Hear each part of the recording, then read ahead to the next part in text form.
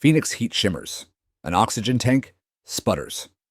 A 6-year-old presses his scuffed Matchbox car into Aaron's hand. Can a toy pull a life back?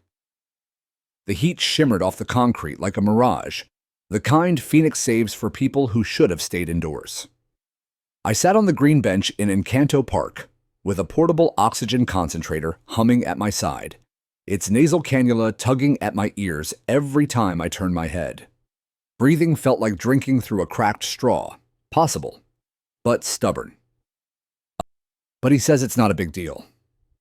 Across the path, an older man in a ball cap checked a watch and waved with 2 fingers, the way men wave when they're careful with the energy they have left. Leo didn't wave back. He watched me watching him. I held up the little red car. You sure? He nodded. It's for when you feel like time is going too slow. You can race it to make time move. Well, I said, let's try it. We raced the car from one end of the bench to the other in short, wheezing sprints. He made small engine sounds under his breath, the way children fill air when adults don't have it in them. The car's sticking wheel caught on a chip of green paint and spun in place. He leaned in, licked his thumb, smoothed the axle like a mechanic, and grinned when it rolled clean. I like your technique, I said. My mom showed me, he said. And for an instant, the park dropped away. She said even broken. Things work better when someone pays attention. I felt the cannula press deeper as I inhaled. I had nothing to say to that didn't sound like a platitude. Instead, I nodded, because it was true. The man in the ball cap approached, careful steps on the path. His hands were nicked from work. Cement dust lived in the creases of his knuckles. Leo, he said, voice soft, as if loudness would spook the afternoon. We gotta go, buddy, Ms. Ortiz said. Come early today. In a minute, Leo said. Then, to me, small secret, she's the lady at the office where they give papers. He meant the apartment office. I knew that particular brand of paper where pink slips slid under doors, notices about rent or repairs that weren't coming. Encanto is ringed with buildings that sold you shade and a swimming pool in the brochure. What they don't sell you is the math of summer. The older man looked at me. He had that quick reading men do of other men. Age, wealth, threat, kindness, all sorted in a blink. He took in the oxygen, the way my suit jacket hung too loose, the watch I still wore because habit feels like control. Afternoon, he said. Afternoon, I echoed. He loaned me his car. Leo's generous with what he has, the man said. His eyes softened. I'm George. Granddad. Nice to meet you, George. He tipped his cap, then to Leo. We really have to go, kiddo. Leo's jaw worked. He leaned toward the bench like gravity for a second, ran sideways. I'll see you tomorrow? He asked. If you're here, I'll be here, I said before I could think of what calendar I might be promising. The idea landed in my chest with a clean, surprising clarity. Tomorrow is a kind of medicine too. He brightened. He closed my fingers around the car, as if to keep me from giving it back. Don't forget to breathe, he said, perfectly serious. Working on it, I said. They walked away along the edge of the grass, sun laying a pale sheet over their backs. Leo turned twice to check that I was still there, as some children do when they have invented a ritual and need to confirm the universe agrees. When they were small figures by the playground, I let the car rest in my palm. My concentrator hummed. A dragonfly traced a glittering line over the water and was gone. The second I stood, my lungs protested, but I stood anyway. The doctor had said movement within reason. He hadn't defined reason to a man who had spent the last decade in rooms designed to make other people say yes. Encanto Park's loop path gave me a slow geography of the afternoon. Picnic tables with carved initials, a mother carrying a foil pan to a birthday. Teenagers practicing a dance for a phone no one would answer. I passed the community center and felt, for the first time in months, the twitch of an idea that wasn't about profit and loss, headline risk, or the next quarterly call. On the backstretch, my phone buzzed. Richard's name lit the screen. Always Richard, front foot planted, evidence ready, My friend, because I hired him, before I needed him. You sound winded, he said without hello. Observant, I said. Your 2 p.m. investor call, cancel it. A beat. Aaron. I met a 6-year-old, I said. Name's Leo. He gave me a car, I assume a miniature, he said dryly. I looked down at the red toy with its snagged wheel. Miniature. And this requires canceling your call because I'm borrowing something, I said. And I need to return it in better condition than I got it. Silence. Richard knows me well enough to recognize when I've decided something, and polite argument is a way of letting me hear myself say it. What do you want me to do? Find out who he is, I said. His granddad is George, works with his hands. They said Miss Ortiz at the office has papers. They live close enough to walk here. Start with the apartment complexes east of 15th Avenue. The ones with the beige stucco and the broken ice machines. That narrows it down to half the valley, he said, but I could hear the keys under, his fingers already. You realize there are boundaries here. Privacy, optics. I realize I can pay for an anonymous fund that keeps a roof over a kid's head and a doctor within 10 miles, I said, quietly. If they don't want it, we don't force it. And if they do want it, then we do it right, I said. No strings, no press. Just decent. Who is this to you? Richard asked. A question asked gently, not as a challenge, but as a hand offered to a man who might be about to carry too much. I looked at the toy again and saw a different afternoon, years ago. A young woman with alarm clock hair in a coffee shop near ASU, drawing road stripes on a napkin for a boy that didn't exist yet. I shook the picture away. He's a child who loaned me time. Richard exhaled. All right. I'll call you in an hour with whatever I have. I ended the call and set the little car on the bench beside me. The concentrator purred. A breeze lifted the scent of hot creosote from the path, that desert smell like rain that forgot to arrive. Excuse me. The voice came from behind. George stood there again, hat in his hands. Up close, the lines by his eyes told a story of hard sun and stubborn mornings. He looked like a man who apologized to his knees when he stood up. I didn't want to be rude, he said, but Leo gets attached fast. We're between things. If he bothers you, he didn't bother me, I said. He gave me something. George glanced at the toy, and something in his jaw unclenched. He does that, he said. Gives what he has, even when it's only a minute. He rubbed his thumb along the brim of his cap. Ms. Ortiz is the property manager. We're late. That's all. Rent's gone up twice this year. My union hours. Well, there aren't union hours when you're a temp. Our clinic closed last month. We're figuring it out. His embarrassment wasn't for being poor. It was for explaining it to a stranger. I nodded once, not to pity him, but to put a plank under his words so they had somewhere to stand. If you need anything, I said, if you need to reach me, we're not asking, he said quickly. Then realized how sharp it sounded and softened. I mean, thank you. We'll manage, I know, I said. I know you will. George looked at the little car again and smiled. He'll want to see if you fix that wheel, he said. I'll see what I can do, I said. He put his cap back on and walked away, shoulders squared to a world that hadn't been gentle. I watched him go until the bright sun folded him back into glare. I turned the matchbox car over in my hands and found, tucked under the plastic base, a kid's attempt at an L scratched with something like a nail. Proof of ownership, proof of pride. The wheel caught, then clicked free, smooth as if it had always meant to roll. Tomorrow, I thought, and felt my chest ease like a door I hadn't tried in a while. By the time the sun tilted off the glass of the park's boathouse, Richard had already mapped half the blocks east of 15th Avenue. Third person fits him. He moves like a chess piece, cool and precise, never wasting a square. He parked across from a squat beige complex with a chain-link fence bowed inward like it had been leaned on too many times. 2 dead palms stood like guilty witnesses. On the office door, a copied sign curled at the edges. Office hours, 9 to 1. A smaller paper, Ms. Ortiz today only. Inside, the air smelled like lemon cleaner and old carpet. A fan pushed warm air in a lazy circle. A woman in her 50s with a sunflower lanyard looked up from a stack of key envelopes. The nameplate read Ortiz.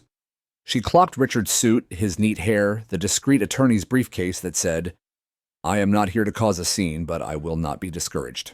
"If you're looking for unit keys or a tour, we're booked," she said. "Waitlist is a mile long."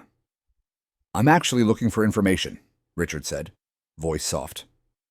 "I know you can't disclose tenant specifics. I'm an attorney for a local foundation. We're trying to identify families who might benefit from rental assistance before they get displaced. We prefer to work through property managers so nothing feels invasive." Her gaze narrowed. "Foundations like press. Tenants here don't know press," he said. "Anonymous. We pay through you. You decide who needs it." Ms. Ortiz studied him for a beat, weighing the story against a lifetime of stories that weren't true. On the corkboard behind her, a half-dozen notices flapped beneath pushpins. Pest control, water shut-off Tuesday, new pool rules. Printed forms titled 5-day notice visible in the stack. "I could use help," she said finally. "We got folks one pink paper away all the time, but I don't share names without consent." "Understood," Richard said. He slid a single-page summary across the desk. The foundation name, a trust we set up for this very thing, the wire instructions, and the line that matters. Final say remains with manager, tenant privacy protected. If I leave this with you, could you call me if there's a household with a minor who's uninsured or whose caregiver is between work? We also have a contact who can navigate AHCCCS. Applications access, she said, using the local nickname for Arizona's Medicaid. Half my tenants should have it and don't know where to start. Exactly. Her mouth softened. I got a grandpa with a kid. Pays when there's work, falls behind when there isn't. Good people. They don't ask for help. They won't. Not unless it's on fire. Richard inclined his head. If you ask them, and only if they agree, I can arrange for 2 months of arrears and the next month forward. Paid directly. Quietly. No strings. Ms. Ortiz tapped her pen. They've got a 5-day right now, she said, not naming them, but naming it. Clock started yesterday. He didn't take notes. He never writes down what someone is reluctant to say out loud. Understood. She glanced toward the door, lower her voice. And the boy... I heard something about the clinic closing on 19th Avenue. He hasn't been seen since. He needs a pediatrician. We can place him with a community health center within 5 miles, Richard said. Broadway or McDowell. Transportation vouchers, if needed. You talk like someone who's already done this, she said. I represent someone who wishes he had sooner, Richard replied, and left a card with only a first name and a number. Outside, the sky bleached from copper to white, then to that pale blue Phoenix wears before it goes dark fast. Richard sat in the car for a moment, checking public records. A contractor registration for a George Miller with intermittent permits. Eviction stats for the complex. A closure notice for the free clinic, true. He dialed me. I took the call from my study, first person again, because that's where the past sits closest. The house was quiet in that museum way big houses get, when your breath is the loudest thing in them. I rolled the little matchbox car along the edge of the desk, blotter, and listened. They're on a 5-day, Richard said. Manager won't say names without introducing the idea to them first, which is correct. Clinic's closed. Kid likely uninsured. We can fix the insurance through AHCCCS. The rent we can cover via the trust. How much? I asked. Arrears plus current is under $4,000, he said. 3 months forward makes it 7. We should also budget for a small relocation if this place becomes inhospitable. I looked at the framed photograph on the bookshelf. The skyline, not faces. When you build a life around deals, you decorate with proof you were there. It felt weightless now. Do it, I said. Wire the funds to the trust. Draft a letter for Miss Ortiz that she can use if they consent. Offer to fix the AC in the unit, if broken. Call it a property upgrade. You're moving fast, he said. He loaned me his car, I said. Time is part of the repayment.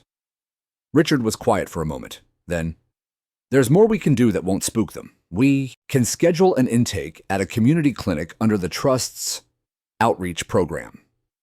Keep your name out of it. A social worker can help with school forms and food access.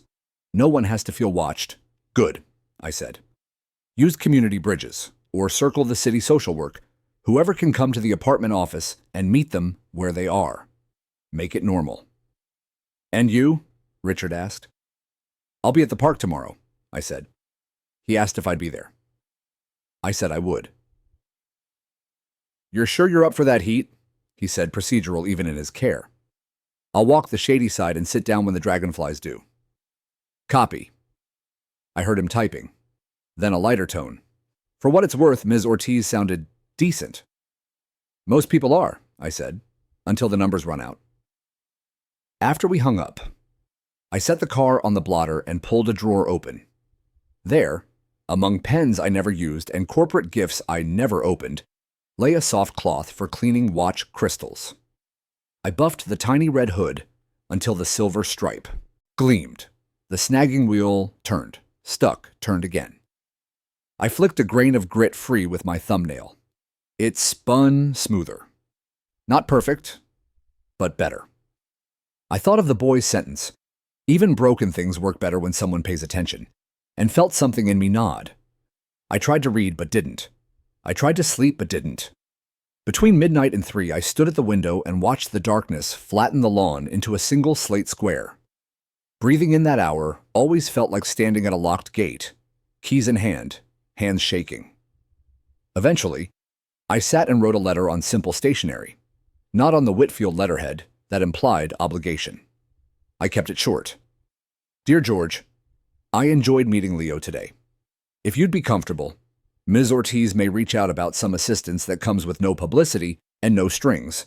It is not charity, it's neighborly. If you prefer not to be contacted, she will not share your name. Either way, I'll be on the bench near the lake around the same time tomorrow. Leo asked me not to forget to breathe. I'm trying. Aaron.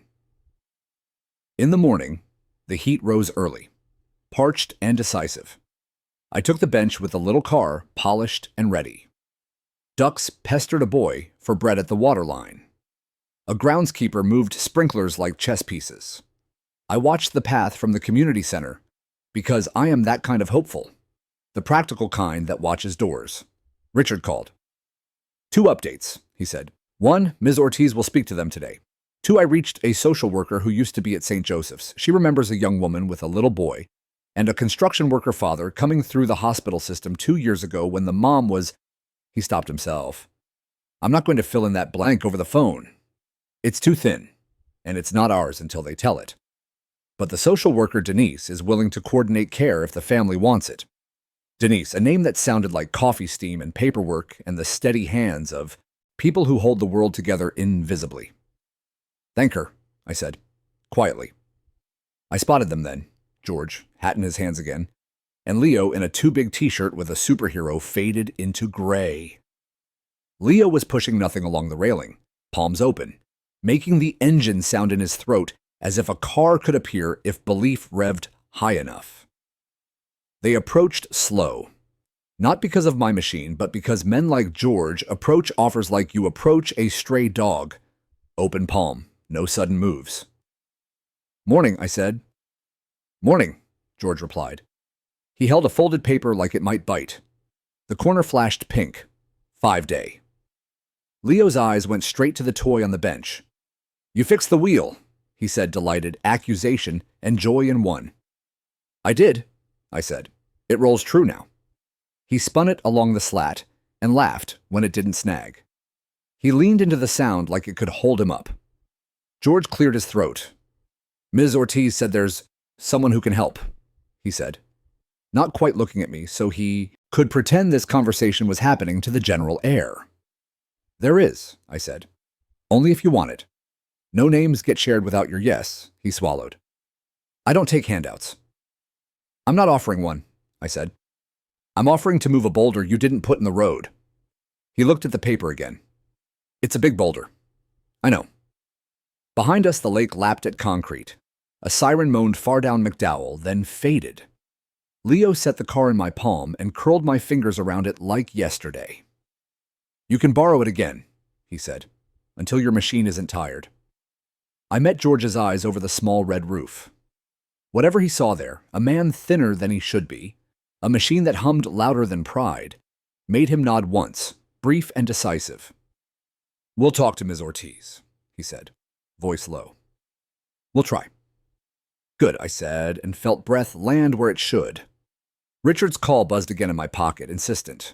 "One more thing," he said when I answered. Denise found a record of an insurance application that was never completed. The contact number is disconnected. But there's a note. Someone left an envelope with the hospital social work desk for a future contact. It might be nothing. It might be everything. I looked at George holding the pink notice, at Leo drawing invisible lanes in the air with his finger, at the little car shining like a promise against sunburned wood. "What did the note say?" I asked. "Only that it's in the archives," Richard said. "They'll need the family present to release it." I closed my hand around the Matchbox car. "Then we'll get them there," I said, as George turned toward me with the paper and a question he'd finally decided to ask. Ms. Ortiz had taped a paper sun to the office window like she was personally responsible for bringing daylight to a beige hallway. Third person fits this place because it has to hold more than one life at a time.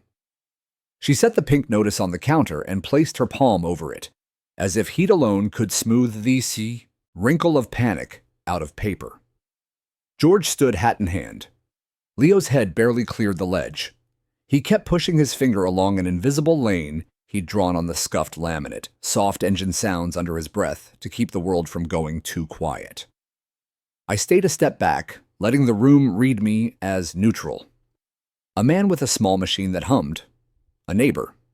A visitor who didn't fit any of the posted rules but wasn't breaking them either. "We don't give out names," Ms. Ortiz said, reminding the room of her own boundary before crossing it. "But if a household wants help, I introduce them to the help."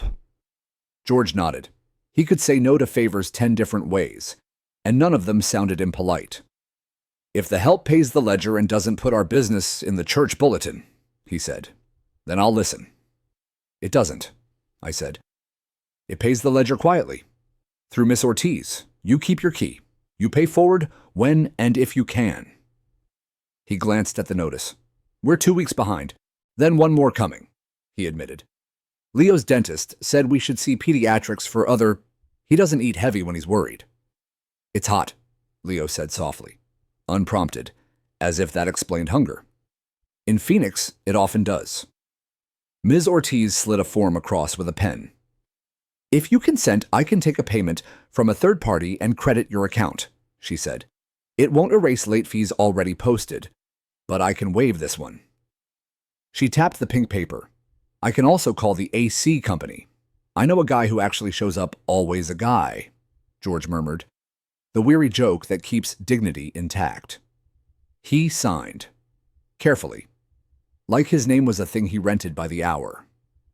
I stayed out of the transaction the way you keep a line taut but don't tow until asked. When Ms. Ortiz finished, she turned to Leo and her voice shifted. "How old are you, sweetheart?" 6.5, he said, because halves are the truth when you're small. "Do you like books?" He nodded hard. "He reads about trucks," George supplied. "He likes ones where somebody fixes something that looked like it couldn't be fixed." "We have a community room with a little library," she said. "Fridays at 6, volunteers read. Air conditioning works better there than anywhere. You can bring that car of yours," Leo brightened.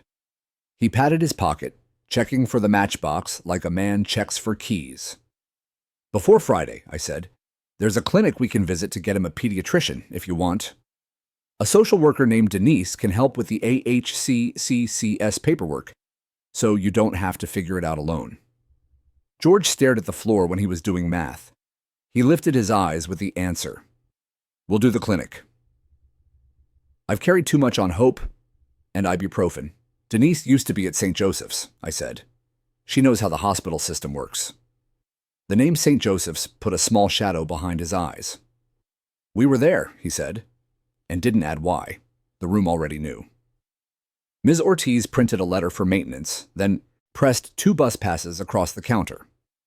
"Don't argue," she said when George started to shake his head. "Budget covers outreach. Use them outside. Heat hit like a door you open into your face." We crossed to the parking lot where the asphalt widened into an ocean of shimmer. I kept to the thin seam of shade thrown by the carports. My machine hummed. Leo paced his sneaker steps to the rhythm of the little engine he made with his mouth. He learned early that if adults hear a toy, they don't hear your breathing. "I can drive you," I said, "or meet you there." "Your choice." George hesitated, then pointed to my concentrator. "Can that keep up with the heat?" "It can if I keep up with the shade," I said. "We'll meet you there," he decided. Pride isn't a wall. It's a frame that keeps the picture from folding. St. Joseph's smelled like 100 kinds of clean stacked on top of each other. Bleach, soap, coffee, the vague mint of someone's gum in a mask. First Person fits hospitals because your heart is a drum in your own ears here. Denise met us near the sliding doors, a badge clipped to a cardigan even in summer, because social workers learn to make their own weather. "You must be Leo," she said, bending to the level that says, "I will not talk about you over your head." "I'm Denise. I help with paperwork no one wants to read." She winked at him conspiratorially. "I also know where they hide the stickers." Leo weighed that. "Trucks?" he asked. "Only trucks," she said solemnly. "And maybe one dinosaur that snuck in." She led us to a small office, painted the color hospitals think is soothing. A fan on the desk tilted its tired head left and right. She laid out forms like cards in a game. "This is the release of information," she told George. "It lets me talk to AHCCCS and the clinic. This one verifies your address. This one is a consent for treatment for a minor when a parent can't be present." George's pen hovered. "I'm the granddad," he said. "Her name—" He stopped, as if the name itself had claws that caught in his throat. "You're his legal caregiver?" Denise asked gently. "We never made papers," he admitted. "Just after." He didn't say the rest. Hospital rooms and the color of walls and goodbyes, timed between blood draws. Denise nodded, not alarmed. "We can do a notarized caregiver affidavit for medical decisions," she said. "It's recognized here. For school, we'll add a kinship affidavit. We can also talk later about legal guardianship, if that's something you want. Today we start with breathing I signed where my name belonged. Contact for the Foundation's program, payer of last resort, the quiet line under the lines." "While I was pulling your chart for the clinic," Denise said, turning to Leo in a voice that made paper sound like a story, "I found a note in an archive record. Sometimes families leave messages with social work when they don't know where else to keep them safe. This one is labeled for future contact for Leo." George went very still. "From who?" "It doesn't say," she said. "We can view it together. If it's personal, I'll give you space with it. If it's legal or medical, I'll help you interpret." She looked at me, then back at George. "It's yours to decide who sees." He stared at his hands, the cuts I'd clocked in the park, the cement ground into lines that soap can't reach. His voice, when it came, sounded like someone stepping onto a porch that might or might not hold. "Well, look," he said. "We won't run from truth." Denise walked us through a corridor where the paint shifted from fresh to faithful. We passed a waiting room where a toddler slept starfish wide on a mother's chest, and a man argued softly with his own reflection in a window. Elevators dinged with false cheer. The archives office was a room within a room behind a locked door. Denise buzzed. A woman with reading glasses on a beaded chain looked up and then looked at Leo the way nurses look at children, with memory. "Denise," she said, "I pulled. What you called about," she said, a manila envelope on the counter. A string and button closure held. Across the front, a sticker read, "Do not release without social worker review." Leo's hand drifted to mine as we stood there. His palm was dry and serious. I set the matchbox car on the counter, and he lined it up with the edge like a guard. "Can we see it here?" Denise asked. "Viewing only," the archivist said. "No removal. If there's something you want a copy of, we make it with the social worker present, signed chain of custody. If it's a legal directive, we notify our counsel. If it's personal, it stays personal. We took a table. Denise broke the paper string the way you untie something left for you by time. Inside lay a single thick envelope, sealed, with an outside message handwritten in blue ink. For Leo's family and the social worker who helps them. Open when he is safely housed. The handwriting was careful, the loops on the L's taller than they needed to be. Something in my chest stepped forward without permission. Once, years ago, a woman had drawn tall loops on a napkin while talking about roads and small cars, and where kindness might go if you pushed it. Denise looked from George to me, then back to the envelope. "You tell me when," she said softly. Leo set the little red car on top of the manila as if to weigh it down, as if a toy could keep a life from blowing away. George's thumb traced the edge. He drew breath like a man at the lip of a pool, about to go under and come up changed. "Now," he whispered. Denise slid the envelope to the center of the little table like a candle between us. The hum of the building, elevators, vents, far-off wheels on tile, made a low ocean around our chairs. First person fits the moment you open something that might rearrange a life. It lands inside your chest, not out there with forms and stamps. George steadied the paper with both hands. His knuckles were scraped raw, white lines inside, brown. Leo leaned close enough that his hair tickled the back of my wrist. I set the matchbox car beside the flap. It sat there, small, bright, stubborn, as if it had a job to do. "Go ahead when you're ready," Denise said. She didn't fidget. Good social workers don't pull at threads when families are trying to breathe. George slipped a finger under the flap and lifted. One folded sheet. No legal letterhead. No threats wrapped in kindness. Just blue ink handwriting, careful and slightly shaky, like someone had to rest between words. He took a breath and began. "To the social worker who helps my son, my name is Hannah Miller. If you're reading this, it means Leo is safe for tonight. Thank you. Please help my father, George, if he is the one caring for him. He will hate asking. He works too hard to be seen falling. I have asked him not to. But he keeps fixing things alone. Leo is 6. He loves cars and counting things out loud when he's nervous. He gets quiet when he's really scared. If he says he's fine, he might not be. He eats better if the room isn't loud. I don't know what I can promise from where I am. But I can say this. If there is a way to contact Aaron Whitfield or his attorney, Richard Hall, please do. Years ago, I knew Aaron. He was kind. And when I was at St. Joseph's on a bad night, he told me that if I ever needed help, I could call Richard and use his name. I didn't. I didn't want to pull anyone back into a mess. I am leaving their names now because I don't know if I will get another chance to give Leo a road to something steady. If Aaron can't be reached, please still help my dad with the practical things. Insurance, school, a place that doesn't leak. If Aaron can be reached, tell him I kept the promise I made him about telling the truth. Tell him I'm sorry for disappearing. Tell him Leo likes red cars. Thank you for seeing my boy. Hannah. The paper trembled once in George's hands, the kind of quake a man tries to hide by pretending he's adjusting his glasses. He cleared his throat, passed the letter to Denise, then let his hand rest over Leo's hair, a roof in the storm. I looked at the page and felt something old and unsteady stand up inside me. Years collapsed to a small table under fluorescent light. A coffee shop near campus, a young woman with ink on her fingers drawing road stripes on a napkin.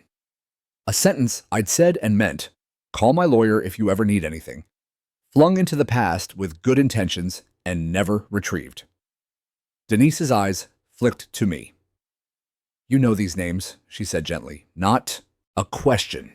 A door left open. I'm Aaron, I said. My voice came out thinner than I wanted. The cannula tugged. I didn't look at my machine. I looked at George. Richard is my attorney. George's jaw moved like a man testing a tooth. You knew my daughter.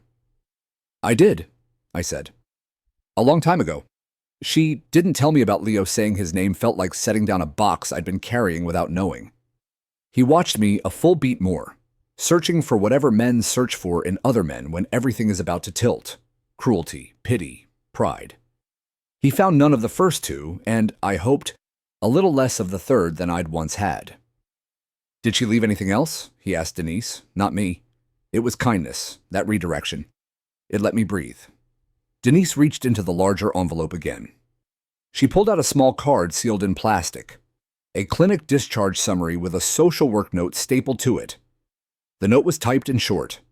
Patient requested that names be placed in archives for future contact in case of kinship placement. Attached, recorded statement on file in digital archive, social work, drive, folder, HM3287. "Recorded statement?" George asked. Denise nodded. "Sometimes when a parent anticipates a crisis, we invite them to record a message for caregivers or future social workers. Not legally binding, but it gives context. If you consent, we can listen here. If it's personal, I can give you space. If it mentions legal matters, we can get a hospital counselor to join us." George looked at Leo, at the way he lined the little red car with the edge of the table as if he were drawing a boundary, and then at me. "Stay," he said quietly. "You're part of this whether you meant to be or not." "I'll stay," I said. Denise logged into a terminal behind the desk and typed like someone who has spent a decade turning bureaucracy into pathways. The archivist appeared at her shoulder with a key card. After a moment, Denise set a small speaker on the table. She pressed play. The hum of a hospital HVAC. A woman's breath, then her voice, carrying the weary brightness of people who have learned not to scare nurses.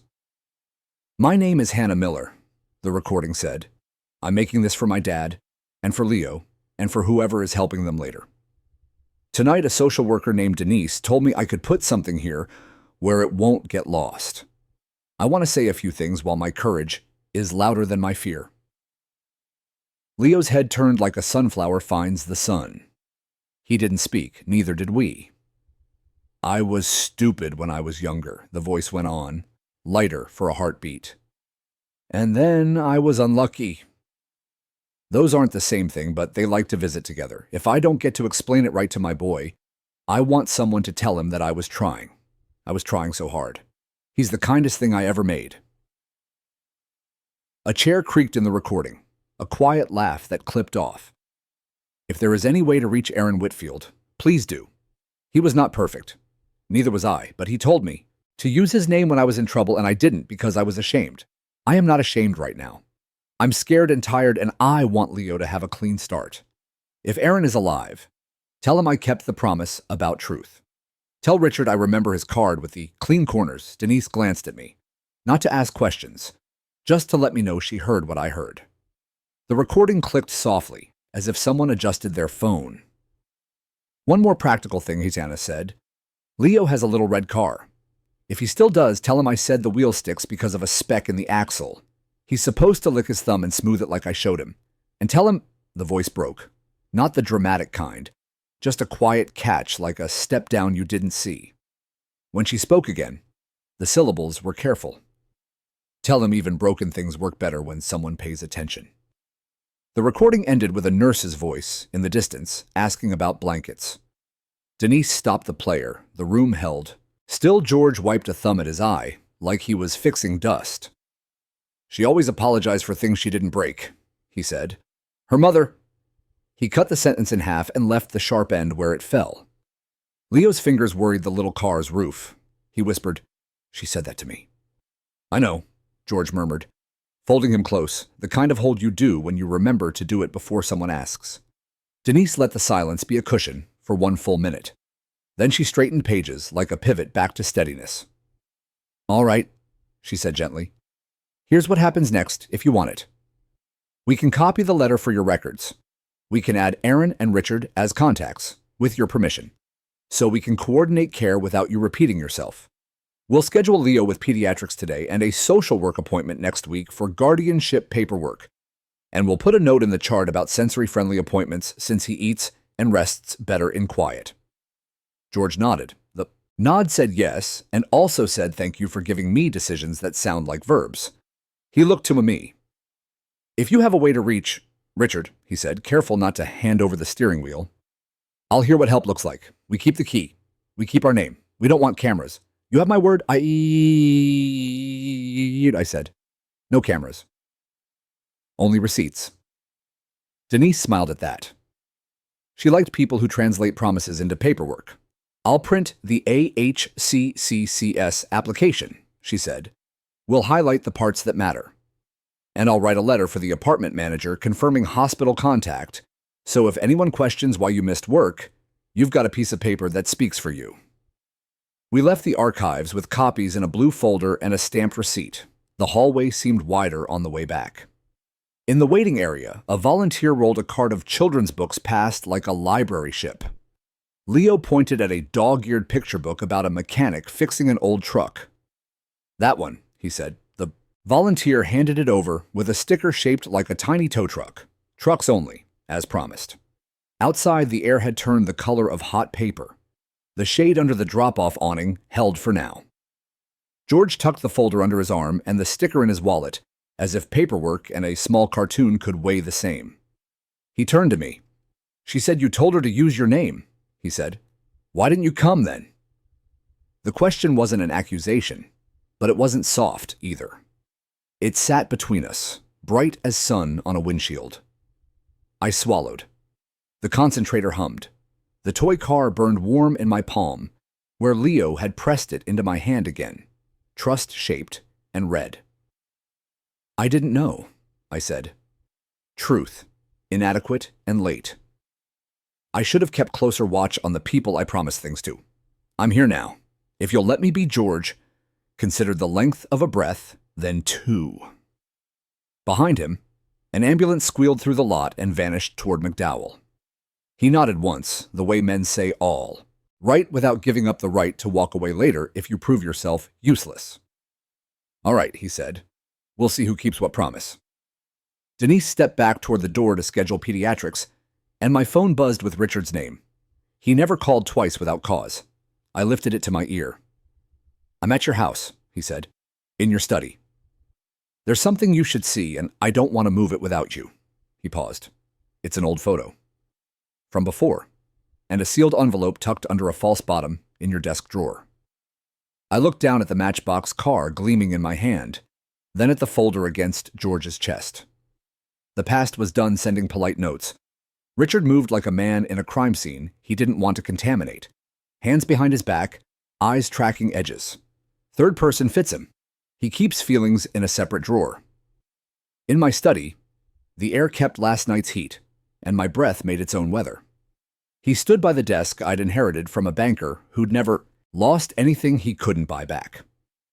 The bottom right drawer sat open. The false bottom, wood cut to slide and rest on narrow rails, was lifted, leaned against a stack of old prospectuses. On the felt beneath, a photograph lay face up. Hannah at 22, sun in her hair, a paper cup in her hand with my name, Aaron. Scribbled on the side, a barista's heart in ink, bleeding where the lid had sweated. Another rectangle lay beside it, a Tyvek mailer sealed in hospital red tape, the kind that prints void if someone peels it. Across the front, St. Joseph's Medical Center, Social Work Department. Handwritten beneath, for A. Whitfield, confidential. Date 3 years ago. I didn't move anything, Richard said. I recognized the tape and decided we want chain of custody questions later. Not now. I reached for the photo first. My fingers knew where to rest without touching the face. The white margin, thumb on the corner, forefinger on the opposite edge. The way you hold a picture. When your hands. Remember a time your head is filed away as solved. The Matchbox car sat in my palm like a second pulse, red paint warm from the desert and a child's trust. Where did you find them? I asked. In the false bottom, he said. The wood scored underneath. Someone opened it before, more than once. Me, I said. The word hit the carpet and stayed there, flat. A lifetime ago. You put a hospital envelope under there and didn't open it? He asked, not judging. Establishing a fact the way you establish weather. I put something there and never opened it, I said. I thought Time would file it for me. Richard's mouth went a line. Time is not a clerk, he said. I set the photo gently on the blotter and looked at the seal on the Tyvek. The tape was intact, edges clean, the kind of sterile assurance they use when a document should be the only thing that cuts. On the back, a barcode. Under it, a number. Under that, H. Miller. HM 3287. The code matched the archive folder Denise had set out. Loud, "Before we open it," Richard said, "we need to talk about the consequences of knowing what's inside. If it's what I think it is, it doesn't change what you're already doing for Leo and George, but it changes why. And it will change how a court reads your intent if anyone ever decides to drag your name across a docket." "It could be anything," I said. My voice sounded like I was calling from another room. He raised a brow. "It could be a recipe for lemon bars, yes. Or it could be a paternity result, or a consent form, or a letter. Whatever it is, if you open it, you own it." I thought of Hannah's voice on the recording, ashamed and unashamed in the same breath, bright and breaking. I thought of the way Leo had tucked the car into my hand, like he'd seen men hand each other wrenches, and understood that tools go to the person who's fixing something. "I won't open it alone," I said. "Not without George, not without Denise on speaker. If it's not mine to open, I want to be told that." Before the tape comes off, Richard exhaled. Approval, relief. He's built to guide men away from mistakes that feel like bravery. "Good," he said. "Also, if this is DNA related and you want to establish anything with legal weight, we'll need a fresh test, done correctly. Swabs, chain of custody, witnesses. This envelope, even if it says what you hope or fear, is a story, not evidence." "Fear," I said quietly, admitting the word to the room. "Hope is a longer road." He nodded. "Call them. Invite them here. No pressure. Just an offer to open something that has been waiting 3 years to stop waiting." The phone was in my hand before my head consented. Denise answered on the second ring, the hum of the hospital in her background like tide. I told her what we'd found: the tape, the label, the matching code. "That envelope belongs to the intended recipient," she said, voice careful and kind. "But the content belongs morally to the child it concerns. If you want to open it with the family, support that.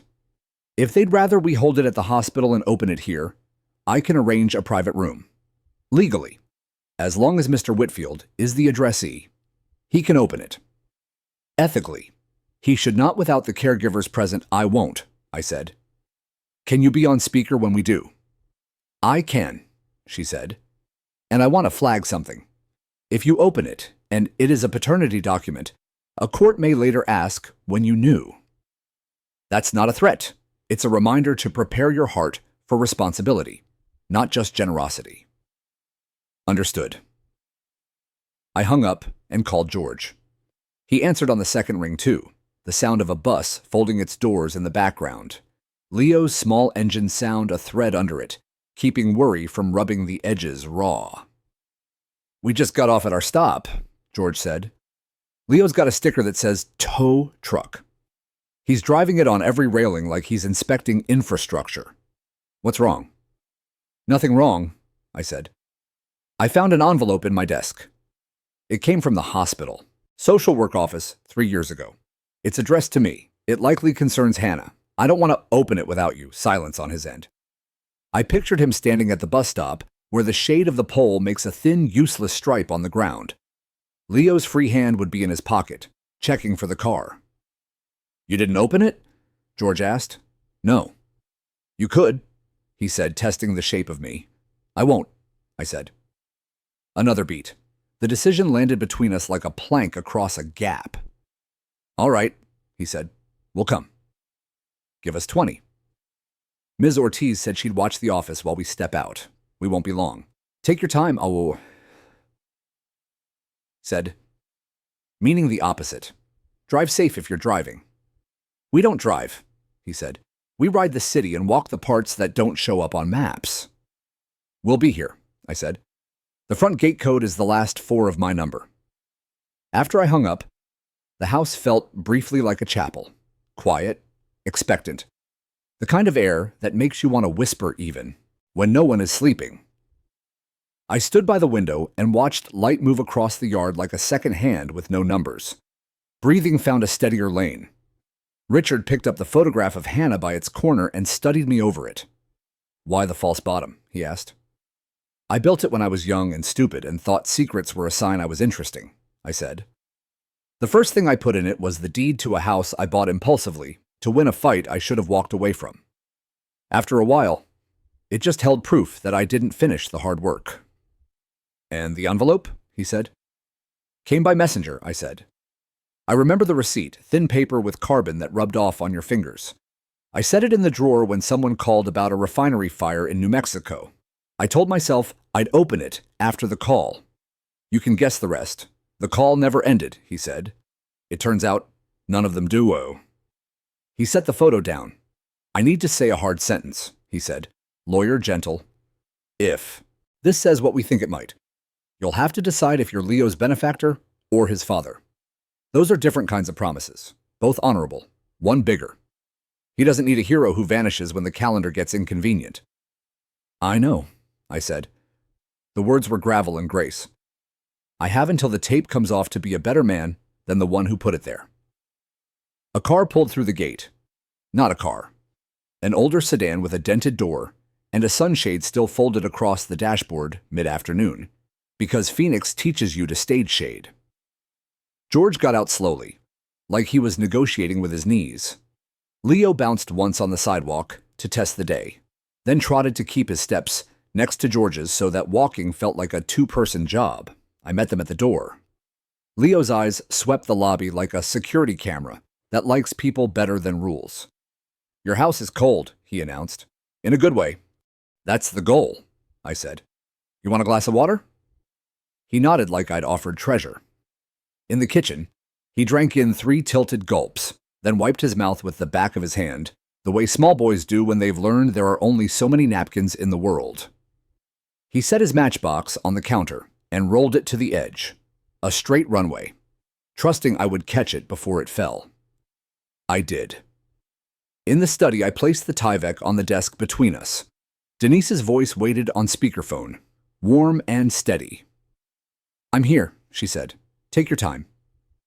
George looked at the tape, then at me. "Thank you for waiting," he said. He didn't say, "You didn't before." He didn't have to. "We open it together," I said, "and whatever's inside, we carry it together. Or we burn it on the grill and decide with swabs and not with ghosts. Your call." He stared at the red strip. The desert light made the tape shine like something alive. He placed his palm flat on the table, the way men do when they are about to lift weight. Then he nodded to me, slow. "Go ahead," he said. "Let's see what my daughter tried to send and what the world kept in a drawer." I slipped a fingernail under the edge of the tape and felt the glue fight me. Felt the give, felt the past starting to speak. The tape gave with a soft rip that felt louder than it was, the red strip lifting in a slow peel like old sunburn. I eased the Tyvek open. Inside, another sealed sleeve, this one clear plastic with a hospital barcode, a folded letter, and a lab form clipped to an unused cheek swab kit, cotton-tipped applicators in sterile paper, chain of custody labels blank. A small note fell onto the blotter. I picked up the letter first. "Dear Aaron, if this finds you, I kept my promise. I didn't use your name when I should have, and that's on me. I said I'd tell the truth the next time I could. This is me doing that while I'm brave. His name is Leo. If you know him now, you know he likes red cars, the kind you slide on a bench, to make time go. He was born on a day the hospital windows looked like TV screens, showing a nicer sky somewhere else.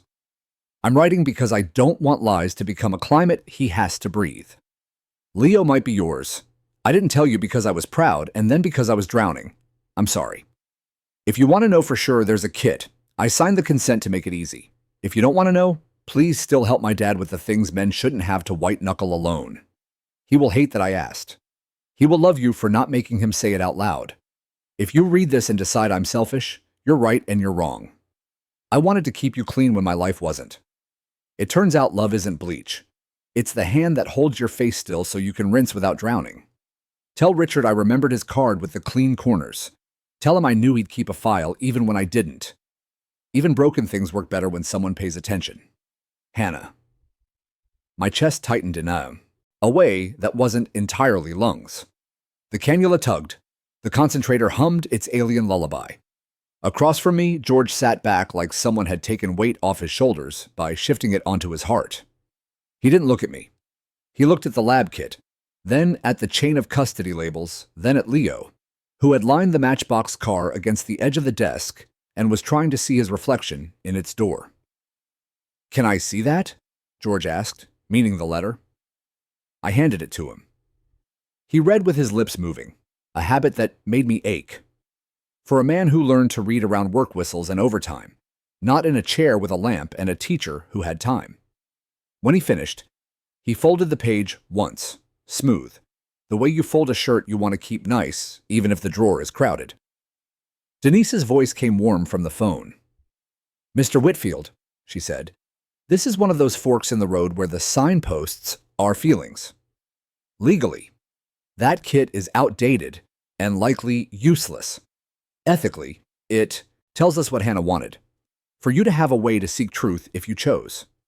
If you all decide to pursue testing, I'll schedule it correctly, with a neutral lab, witnesses, and paperwork no judge can poke holes in. There's no rush except the one your heart invents." "I want to know," I said, and heard my voice steady on the word want. "But I don't want to trample. This is Leo's life. It's George's. I'm a man with a machine who sat on a bench and borrowed a toy." George pivoted his gaze to me, slow, deliberate. "You're a man my daughter trusted enough to write to when she was counting breaths," he said. "You're here. That matters. We don't decide a boy's whole name in an afternoon. But we can decide to look for facts without letting them bruise him." Leo held the car up and squinted through the open window of its molded plastic, one eye at a time, making the room small and funny. "Do you want the car back?" he asked me, serious as a judge. "I do," I said, "but only if I can keep borrowing it," he considered. "Okay," he said, "but you gotta fix it if it breaks again." "I will," I said, and placed my palm flat on the desk beside the lab kit, mirroring George without planning it. Our hands made a bracket around the future, uneven, human. "I'll book the test," Denise said. "We'll do swabs at the clinic with a tech and a notary. I'll also start a referral for pediatrics and a kinship affidavit for George so school won't hassle him about pickups, and because I like fewer surprises. I'll flag your chart with privacy settings, Mr. Whitfield.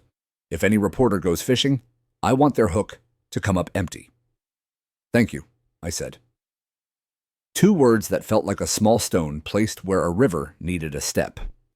Richard cleared his throat, the lawyer returning after the human had his minute. "We'll need to talk about the trust paying assistance while a potential paternity action is pending," he said. "I want no suggestion that you bought a result. We'll split the lanes, the foundation funds through Ms. Ortiz for housing and utilities. The lab work comes from your personal account. Any future educational fund, if it arises, sits in a separate vehicle with George as trustee. We'll make it so clean, a cynic gets bored." "Make it clean," I said. Richard's phone buzzed again. He frowned at the screen, then stepped toward the door, voice lowering by reflex, even before the words warranted it. Third person fits him when trouble enters. He places facts on a table and leaves the drama at the door. "Hall," he said, half listened. Said nothing for a long 10 seconds, then, "I understand. Email me the PDF now." "We're at the residence." He ended the call, looked at me, and didn't buffer the news. "Your former partner just filed a complaint in Maricopa County Superior Court. Derivative claims, breach of fiduciary duty, self-dealing, waste. They're moving for a temporary restraining order to freeze discretionary disbursements from your personal accounts and any affiliated trusts. Hearing requested ex parte by close of business. I felt the pocket of cool air my AC was making and understood, suddenly and with unambiguous clarity, how precarious comfort is. "Because we wired rental assistance," I said. not really asking. Because we exist, Richard said. But yes, they're painting a picture. The motion alleges you've diverted funds to non-business uses without board approval under the guise of philanthropy, prejudicing shareholders. George's jaw set. We didn't ask for this to hurt you. This isn't about hurt, I said. It's about men who think compassion is a leak in a pipe that needs tightening. Denise's voice, a ballast. If a court freezes anything, it doesn't freeze AHCCS. It doesn't freeze a clinic visit. It doesn't freeze a library reading room on Friday nights. Richard's phone chimed. He scanned it. We have 2 hours, he said. Judge assigned is Martinez. Good on the law, bad on theatrics. They'll try to make this about optics. We'll make it about documents, minutes, approvals, the fact that the trust is independent. The foundation has its own board. The wire went to a property manager, not a relative. No quid pro quo. Also, he looked at me, then George. I'm not delaying the swabs. Doing the right thing doesn't wait because someone's mad about a dividend. I nodded. Do what you do. Richard turned to George like a doctor explaining a procedure. You may see your names in a suit caption as unknown beneficiaries. It's a tactic. It doesn't mean you did anything wrong. If anyone shows up with papers, don't sign anything that assigns rights or waives claims. Call me. If anyone with a camera asks questions, say no comment. If anyone from the court calls, unlikely. Tell them you're represented. Mostly, stay cool. The law moves on paper and time. George's mouth twitched, humor dry as the yard. I know paper and time, he said. We've been paying rent to both since forever. Leo, oblivious to filings and freezes, spun the little car on its roof and watched the wheels blur. Then he planted it upright and nudged it toward me. It rolls now, he said. You fixed it. I looked at him and let the sentence land where it needed to. We fixed it, I corrected softly. A shadow crossed the frosted glass by the front door. Human height, a man's shape. Then a firm knock, not neighborly. Richard's head tilted, listening the way lawyers listen for whether a sound carries paper. That will be service, he said. Don't answer yet. He pulled a document scanner from his briefcase like a magician produces a dove, set it on the console table near the entry, and lined up a legal pad. We accept for Mr. Whitfield, he rehearsed under his breath. Then to me, you stay with them. If it's press and not a process server, I closed the door. I stood in the study doorway anyway, matchbox car in one hand, the Tyvek in the other, my machine purring like a stubborn cat. George rose beside me, not to shield, not to be shielded, but because some doors you meet shoulder to shoulder, so the person on the other side understands the geometry of what they're walking into. Richard opened the door 2 inches. A man in a short-sleeve button-down stood with a clipboard, cooler than the day should allow, the dense calm of people who live by calendars. He held out an envelope, with the same clean red tape the hospital used, but here, it meant something else. Service for Aaron Whitfield, he said. Richard took it, confirmed the caption, signed the receipt, closed the door gently, and came back to the study. He set the envelope on the blotter next to Hannah's, 2 red strips, one about a boy, one about a battle. Okay, he said, almost to himself as if placing chess pieces. We'll answer both. Denise's voice floated from the phone. I'll call the clinic, she said. We'll hold your swab appointment for 8 in the morning. Early. Before the day gets noisy, George looked at the 2 envelopes, then at me. We start with the 1. That tells a boy who he is, he said. The other one can wait an hour. I nodded, something in me untying. 8 a.m., I said. We'll be there. And as if the universe approved of that sequence, the little car on the desk's edge trembled under an air vent and didn't fall. Morning came, pale and dusted, with the kind of heat that doesn't need sunlight to announce itself. By 7:30, the asphalt outside St. Joseph's was already breathing. First person fits the hour between knowing and confirmation. Quiet, suspended. Too early for courage to be loud. Denise met us at the outpatient wing with a clipboard and 2 cups of hospital coffee, the kind that tastes like effort.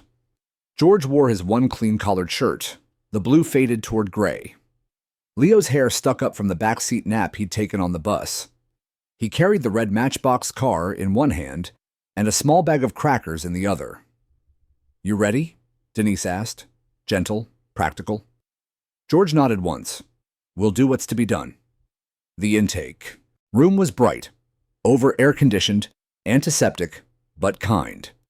A tech named Carla took vitals she didn't need just to give Leo something to do. "It's like a game," she told him, wrapping the cuff around his small arm. "Guess how strong your heart sounds." He grinned. "A truck!" "Correct answer," she said. When it was my turn, the cuff barely fit around my arm. My pulse stuttered through the plastic tubing. The concentrator hissed like a snake, losing patience. Carla said nothing, just met my eyes with the look of someone who's measured a lot of human weakness and decided to respect it. Then came the swabs. 2 sterile sticks, a plastic tube, a chain of custody form. Richard was there, jacket off, sleeves rolled, legal gravity steadying the room. "Everything labeled, witnessed, sealed," he murmured. No surprises. Denise guided the process, filling out signatures like notes in a song she knew by heart. "Leo, open wide, buddy," she said. "This won't hurt." "Just tickles." He obliged, jaw open, giggling when the cotton brushed his cheek. "Feels weird," he said. "That's how you know it's working," she smiled. George went next, guardian signature, initials by each date, then me. The sterile smell hit my sinuses, sharp. The tech's gloved hand guided the swab, twisting once, twice, careful not to touch lips or teeth.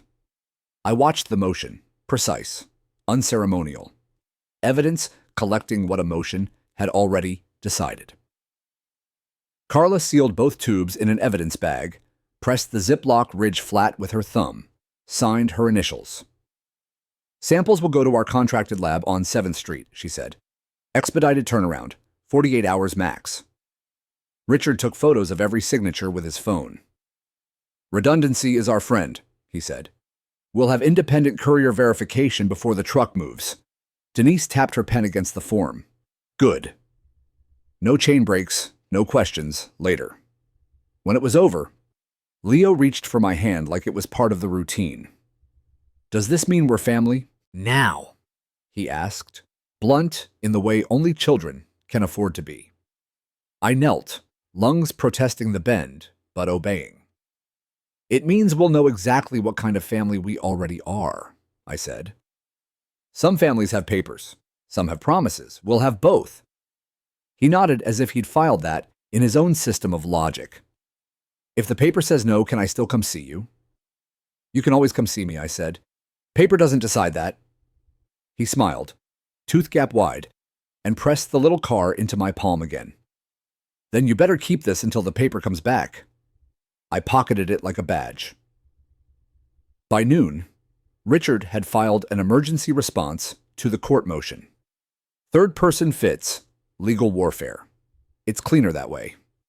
He stood in the Maricopa courthouse, arguing via teleconference, sleeves rolled, voice steady. "Your Honor," he said to Judge Martinez, "the alleged diversion of funds consists of a lawful grant dispersed through a registered foundation with independent governance. No funds were transferred to any party with personal or familial ties to Mr. Whitfield. The beneficiaries are an unrelated tenant and his minor grandchild, documented through receipts, verified by third-party management." The opposing counsel, Harlan Grieve, ex-partner, thin-lipped from habit, countered, "The timing aligns suspiciously with a pending family-related claim. We believe Mr. Whitfield may be establishing de facto guardianship of a potential biological minor without disclosure to shareholders." Richard didn't flinch. "What he's establishing, Your Honor, is decency. The trust charter explicitly authorizes charitable disbursements for health and housing under the discretionary clause. His oxygen concentrator costs more than the grant he issued. This is philanthropy, not fraud." The judge looked down at her notes, lips pressed tight. "You're requesting I deny an emergency freeze?" "Yes," Richard said. "If there's an accounting dispute, we'll address it in discovery. But there's no emergency, other than a child needing shelter. I'll put the accounting online myself." Judge Martinez sighed. Mr. Grieve, without concrete evidence of malfeasance, I'm not granting a restraining order today. I'll set a preliminary hearing in 10 days. Both sides submit affidavits, financial records, and board minutes. Motion denied. For now, Richard exhaled once, clipped. Thank you, Your Honor. When he walked out into the hall, the air conditioning couldn't cut through the desert heat, bleeding from his suit. He loosened his tie and called me. We bought time, he said. 10 days to show them they picked the wrong hill to die on. Good, I said. 10 days is long enough to tell a better story. That evening, I drove to Encanto Park. My lungs didn't love the walk from the lot, but I made it to the same bench. The late light was molten gold. Ducks sliced lazy trails in the pond. On the far side, a kid kicked a soccer ball too hard and laughed when it rolled into reeds. George and Leo arrived, carrying paper cups of melted ice cream from the bodega across the street. Leo's shirt had a stain shaped like Arizona. You look better, George said, half suspicious. I breathe better when the paperwork behaves, I said. Richard swatted down the freeze. Good, he said, sitting. Man deserves to help people without someone calling it suspicious. He handed me a plastic spoon, chocolate. That's all they had left. I took it, let the cold numb my tongue. For a moment, we were just 3 people watching the sky turn copper. I talked to Miss Ortiz, George said. She says the AC's fixed, rent's squared, and Friday library's still on. She said the same to me, I said. She also said Leo picked out a book called The Truck That Couldn't Quit. Good title fits him, George said. Leo sat cross-legged on the grass, rolling the matchbox through a patch of sunlight, talking softly to it like he was explaining how roads worked. You go straight, he murmured, then turn when it's time. Smart kid, I said. George nodded. He gets it from his mother. She was always talking to engines, radios, people who'd stopped answering. She believed things could hear her if she just explained them right. We sat a while longer. The park lights flickered on.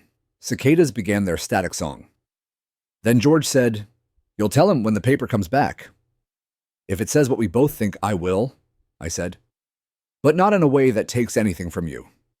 He looked straight ahead. I'm not worried about that. You can't take what's been given honest. He reached into his pocket, pulled out the folded letter from Hannah, still soft at the creases. You read this different than I do, he said. I hear guilt. You hear invitation. Maybe it's both, I said. Maybe that's how love survives. Half apology, half dare. He nodded. She'd like that answer. A breeze came off the lake, dry but cooling. Leo ran up, panting, hair full of light. Grandpa, look. He held up the car. I'd cleaned the asin window plastic earlier, so now it caught the sunset and glowed like a ruby. It shines again. That's what happens when you pay attention, George said quietly. I looked at them. The man who had held up the world with calloused hands, the boy who carried sunlight in his pockets, and felt something settle. Whatever the paper said tomorrow or the next day, it wouldn't change this picture. The concentrator hummed behind me, steady. For the first time in a long while, I didn't mind the sound. It wasn't a reminder of fragility. It was a metronome, a promise to keep time until the next breath, and the one after that, when I'd have to tell a boy the truth and let him decide what to do with it. That night, I sat by the window, phone on the table, light from the pool outside shimmering up the wall. Richard texted, Lab courier delivered 5:18 p.m. Expedited status confirmed. Results in 36 to 48 hours. I stared at the screen until it blurred, then looked past it, to the toy car on the windows catching the reflection of the moon. 48 hours, I thought. 2 sunsets to find out if love had left me a son. The next evening draped Phoenix in the kind of heat that glows from the pavement long after sunset. White edges, copper air, tired stars. First person fits the hour before truth. Everything slows down so your thoughts can arrive first. I sat at my desk, blinds half closed, the little matchbox car parked on the blotter under the lamplight. Its red paint caught the warm glow, polished to mirror the world upside down. My concentrator purred steadily, the sound faint beneath the tick of the clock. Richard had texted twice. Still waiting for lab clearance tomorrow morning earliest. I'd typed understood, but hadn't hit send. I didn't need sleep. What I needed was stillness, the kind that lets your heart rehearse hearing either word, yes or no. At 8:41, a knock. Not the sharp rap of a process server, gentler, uncertain. I rose slowly, oxygen line trailing behind like a leash I didn't choose. George stood there, ball cap in hand. Didn't want to barge in, he said. Just Leo couldn't sleep. He said maybe we could see the pond again. He's been trying to count stars, but the city won't let him win. Come in, I said. Leo peeked from behind his grandfather's leg, eyes wide, a small flashlight in hand. Can we feed the ducks? It's night, I said. I know, he said seriously, but they might be hungry anyway. I smiled. Let's try. We walked the short path from my gate down to the edge of the park. The lake shimmered black-green under a single floodlight. Crickets made static in the dark. Leo tossed breadcrumbs into the water. Concentric circles rippled outward, glinting silver, then gone. George leaned against the railing. You ever think, he said quietly, that maybe God drops people in each other's laps at exactly the wrong time, just so they'll notice? Every day, I said. He nodded, thumb rubbing the brim of his cap. I spent years thinking.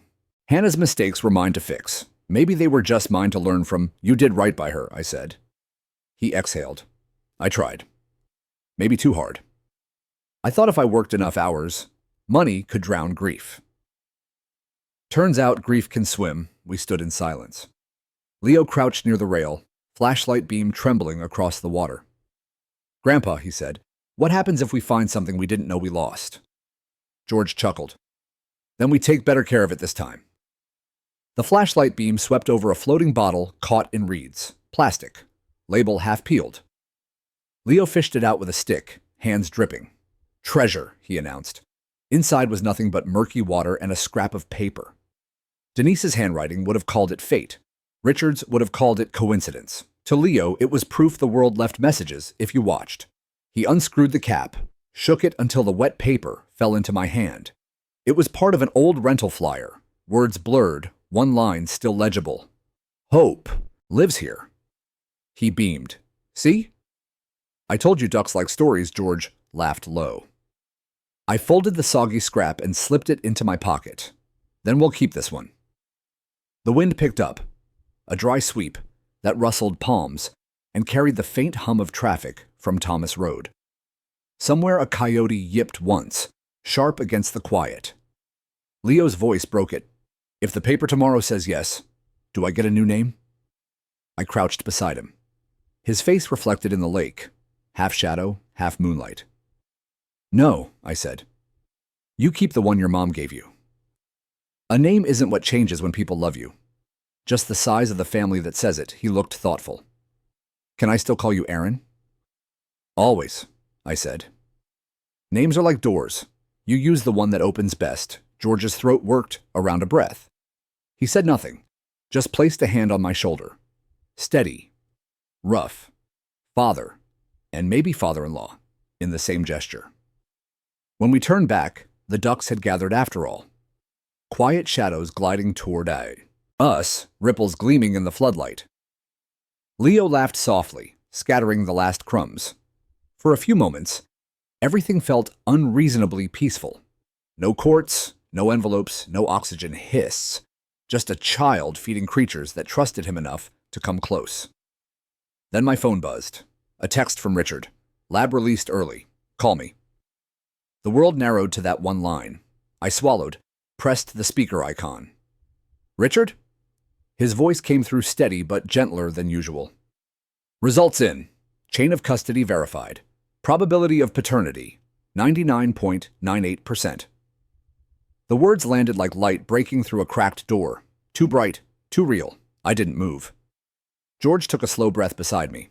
Well, he said, she wasn't guessing. Leo looked between us, eyes searching. What's 99 point whatever? It means, I said carefully, that the paper agrees with what your mom already knew. He blinked, puzzled. So, you're my dad? I nodded once. Looks that way. He tilted his head, processing it. You don't look scared, he said finally. I was, I said. But you fixed that. He grinned. Like the wheel. Exactly like the wheel. George brushed a hand across his face, quiet tears shining in the park light. She did good work, he murmured. Leo pressed the car into my palm again. You keep it, Dad. You fixed it, so it's yours now. The word hit harder than the number. Dad. Small, simple, final. I closed my hand around the toy until the edges pressed into my skin. Okay, I said softly. Then it's home. We stood there under the flickering lamp, 3 shadows stitched together by a boy's laughter. The bottle scrap in my pocket rustled faintly, its smeared line, Hope lives here, drying against the fabric. The night felt new, the air didn't. But for the first time, breathing didn't feel like trying. It just felt like living. The morning after the truth broke, the desert light felt different, less like a punishment, more like a witness. First person fits the calm after revelation. The world slows down enough for tenderness to catch up. I woke early, before the concentrator's hum synced with the birds. On my desk, the matchbox car glowed in a sunbeam, still red, still defiant. I turned it over in my fingers and traced the little L scratched underneath, the mark of a child signing his work. It wasn't a loan anymore. It was lineage. George and Leo came by after breakfast, bearing paper cups of gas station coffee and a grocery bag full of donuts. Peace offering, George said. Maple bars. Leo says they taste like happiness and bad teeth. Your grandson's a poet, I said. Leo puffed his chest. I'm an engineer of sweetness, he corrected. We sat on the porch, the morning heat already building. The neighborhood shimmered in that phoenix way, air moving even when nothing else does. Across the street, sprinklers tried and failed to make green miracles. George stirred his coffee with a wooden stick. I've been thinking, he said, when the paper says a thing that big, life splits in half, before and after. The trick is learning how to walk where they join. I've spent half my life on fault lines, I said. Maybe this one's where I finally build. He nodded, satisfied. Good. 'Cause Leo's been making plans, I said. Leo slid a crumpled page across the table. Marker drawings, bold loops of red and blue. 3 stick figures stood under a sun. One tall, one shorter, one tiny, with what might have been a toy car. Over them, a shaky title, Our Garage. It's where we fix stuff, Leo explained. Grandpa says every family needs one. George chuckled. I meant metaphorically, but he took it literal. Says we'll build it behind the complex. I studied the drawing, the crooked sunbeams stretching over our heads. Then we'll need a sign, I said. Something that says, more than tools. Something that says what we're trying to do, Leo thought. Kindness moves, he said finally, remembering the phrase he'd read at the library's display. Perfect, I said. We'll paint. It's on the door. The phone buzzed on the table. Richard's name. I answered, still smiling. Morning, Counsel. Morning, Father, he said. I could hear the grin in his voice. Congratulations are now officially admissible in court. Does the law require balloons? I asked. Only if they're deductible, he said dryly. Then his tone softened. Listen. Judge Martinez scheduled the follow-up hearing for the corporate complaint. She's curious how the foundation money's structured. Bring documentation of your personal disbursements, and we'll shut them down clean. Noon tomorrow. I'll be there, I said. Bring Leo if you want, he added. A courtroom could use the reminder that compassion has a face. After we hung up, George raised an eyebrow. Another fight? Just paperwork, I said. They'll try to paint helping you as reckless. We'll show them it was human. He leaned back, satisfied. Then we'll stand with you. I got a clean shirt left. No, I said gently. This one's mine to finish. He studied me for a long moment, then nodded. All right, Aaron. But you come back with the same name and that boy's smile still shining. The courthouse the next day felt colder than the park ever did. Third person fits the setting. The law is impersonal until you decide to stand inside it. Richard spread exhibits on the counsel table. Bank statements, board approvals, trust agreements. He was a storm in a suit, silent thunder building. Opposing counsel, Harlan, adjusted his cufflinks like he was being filmed. "Your Honor," he began, "Mr. Whitfield's actions, while touching, constitute a breach of fiduciary duty. Redirecting investor funds to private citizens, however sympathetic, undermines shareholder confidence. Richard didn't wait to be prompted. The funds came from a personal philanthropic trust, not company accounts," he said. "I have certified wire logs, independent board minutes, and proof the so-called private citizens were unrelated recipients in need. If decency offends shareholders, they may consider buying different stock," murmurs rippled through the small gallery. Harlan smirked. "A clever speech, but philanthropy tied to potential heirs." "Stop right there," Richard cut in. "Potential heirship was not established at the time of disbursement, nor was there any expectation of return. My client provided rent and medical access. If that's corruption, may God help us all." The judge raised a hand. "Enough." "Mr. Whitfield." "Stand, please," I stood. The concentrator humming quietly. "Yes, Your Honor." She studied me over her glasses. "You funded a family's rent. You paid for a clinic visit, and you've since discovered a biological connection to the minor involved." "Yes, ma'am." "Did you intend any concealment from your company or your board?" "No, ma'am. My intent was to keep a roof over a child's head, the same as I'd want for any shareholder's child." A long pause. Then she said, "Sometimes the law lags behind the heart, Mr. Whitfield. I see no evidence of self-dealing. Motion to freeze assets is denied with prejudice." Her gavel struck once. Clean, final. Richard's shoulders dropped an inch. "And that," he whispered, "is the sound of decency winning a round." I exhaled, slow. The courtroom lights felt too bright, but I didn't mind. For once, the air felt earned. That evening, back at the complex, Miss Ortiz met me at the office door. She held a small box wrapped in brown paper. "George said to give you this," she said. "Something Leo made at the library." Inside, beneath layers of tissue, was a tiny glass display case. The Matchbox car sat inside, gleaming, the L on its underside facing forward. Beneath it, a hand-printed label in crooked marker. "Kindness moves." A folded note lay beside it. "For the library, so everyone can remember fixing things makes them work again." I felt my throat close around the simplest truth. This boy, my boy, had built a monument out of a toy. When George and Leo came up the path, I met them halfway. Leo ran ahead, hair catching the light. "They said it's going to be on the library shelf," he said, breathless with pride. I knelt, feeling my knees creak like the floor of an old house finally lived in again. "Then the world will know who made it roll." He grinned, gap-toothed and perfect. "We made it roll," he said, echoing my own words back at me. George smiled, quiet pride written in the lines of his face. "Hannah would like that." "Maybe she already knows," I said. The sun dipped low, painting the sky copper and rose. We stood there in the heat, 3 generations stitched together by one act of mercy and a little red car that refused to stop moving.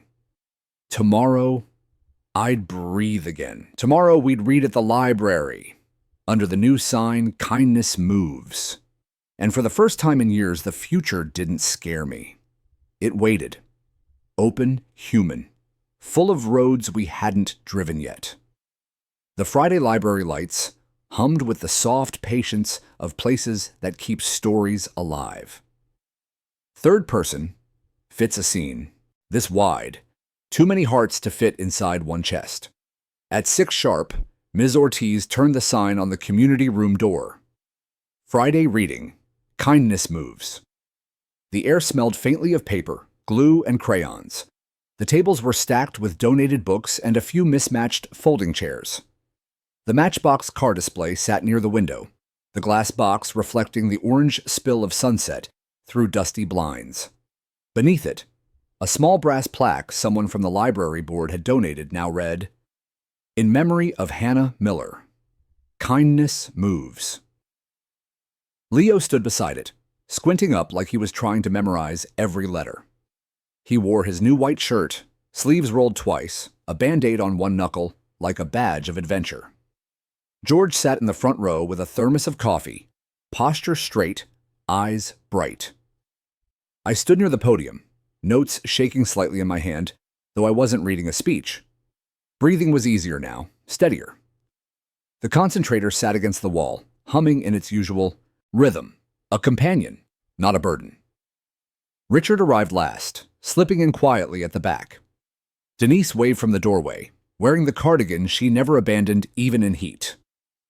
Ms. Ortiz dimmed the overhead lights until the sunset did most of the work.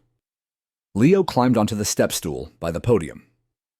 "My grandpa says stories fix things when hands can't," he announced to the small crowd. "So tonight, we're going to read about a truck that didn't quit." Laughter scattered softly through the room. He opened the battered library copy, finger tracing each word like it mattered. The story was simple. A truck too rusty to move, fixed by a mechanic who refused to give up. Halfway through, Leo stopped, looked at me, and said, "Dad, you do the next page." The word hit warm, familiar. I took the book, my hand steadying his on the binding, and read. And when the truck rolled again, it wasn't new. It was just willing. George's throat worked around a smile he didn't hide.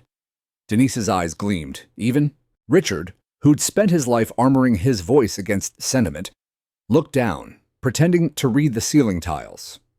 When the story ended, Leo held up the red car in its case. "This is what kindness looks like when it moves," he said proudly. "It's little, but it keeps going." Applause filled the room. Not loud, just full. The kind of sound people make when they've remembered why being alive matters. Afterward, the crowd thinned. A few parents thanked Ms. Ortiz. The librarian set out paper cups of lemonade. The air cooled as the desert dusk deepened outside. George stood with me near the car display. "She'd be proud of you," he said quietly, "and of herself, for picking the right man once." I smiled. "She did all the heavy lifting. I just showed up late to help carry." He laughed low. "Better late than never." Denise joined us, holding a clipboard she didn't actually need. "You know," she said, "the hospital's foundation board asked me if they could feature this story in their newsletter. Anonymous, of course. I told them no. Some kindness doesn't need an audience. Thank you," I said. She glanced at Leo across the room, handing out crayons to two younger kids. "He's going to be fine," she said. "You all are." Richard approached, jacket slung over one shoulder. "Judge signed the final order," he said. "Case dismissed, with an apology from opposing counsel so reluctant it might qualify as art." George raised a brow. "You won?"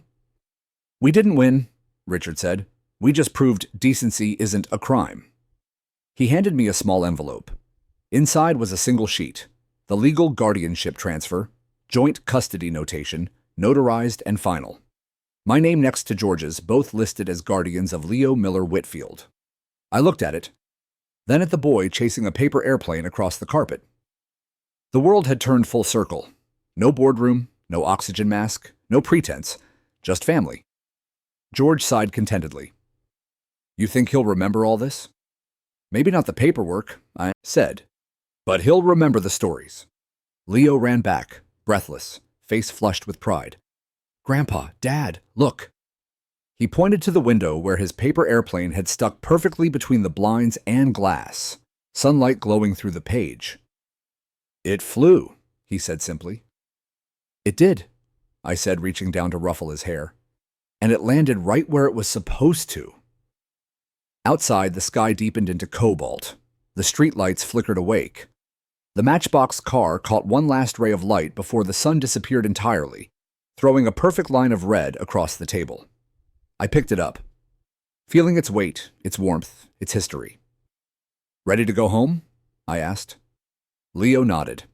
slipping his hand into mine without hesitation. George followed, slow but steady, a silhouette of peace against the fading day.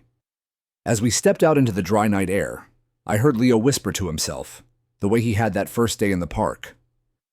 Even broken things work better when someone pays attention. He's right. The world rolled forward, imperfect, repaired, still moving. And for once I kept up.